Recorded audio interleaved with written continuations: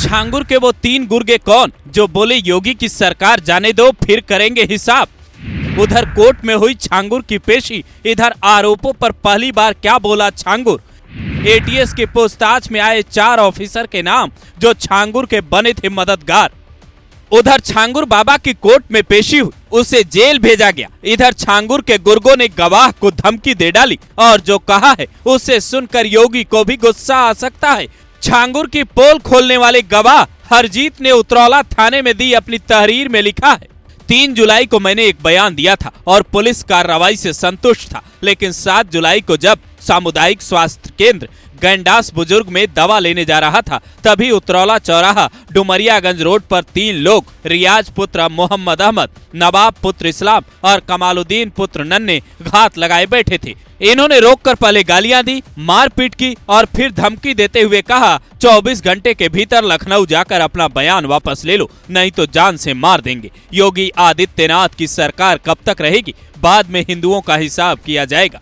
छांगुर के गुर्गों ने ये तक कहा, जो भी छांगुर बाबा के खिलाफ आवाज उठाएगा उसे मिटा दिया जाएगा। अब पुलिस इस तहरीर के आधार पर जांच में जुटी है। उधर छांगुर से पूछताछ में यूपी एटीएस को एक नई जानकारी हाथ लगी है। पहले तो छांगुर मुंह नहीं खोल रहा था, लेकिन जब पुलिसिया तरीके से पूछताछ हुई तो वो तोते की तरह कई राज उगलने लगा। मुख्तार और अतीक कनेक्शन के बाद अब ये पता चला है कि छांगुर की मदद सरकारी सिस्टम में बैठे 4 बड़े ऑफिसर करते थे, जो सैलरी तो सरकार से लेते थे, लेकिन ड्यूटी छांगुर बाबा को बचाने की करते थे। छांगुर के 4 मददगार सरकारी ऑफिसर कौन?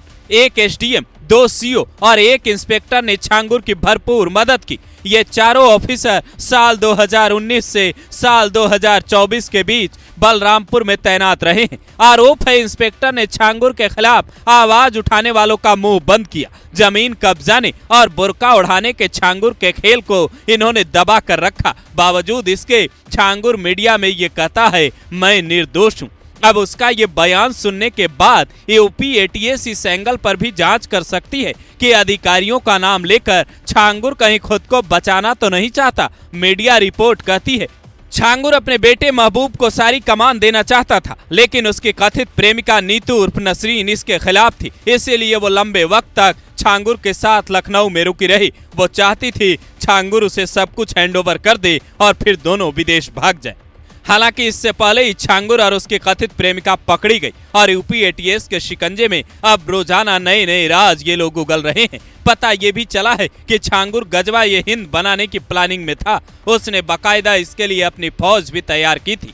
अब उसके संपर्क में जो भी था उसकी कुंडली खंगाली जा रही है। कई जगहों पर मुकदमे दर्ज हुए हैं। कई लड़कियों ने मीडिया के कैमरे पर छांगुर के काले कारनामों के राज खोले हैं, जिसके बाद इतना तो तय है कि छांगुर का बचना अब मुश्किल ही नहीं नामुमकिन सा लगता है। पूरे मामले पर सियासत भी हो रही है, लेकिन बड़ा सवाल ये है कि छांगुर जैसे लोग जो समाज के बीच रहकर ऐसी हरकतें कर रहे थे, उन्हें ऐसी कौन सी सजा मिलनी चाहिए जो नजीर बने। सीएम योगी ने जिस नजीर की बात की है वो एक्शन क्या होगा?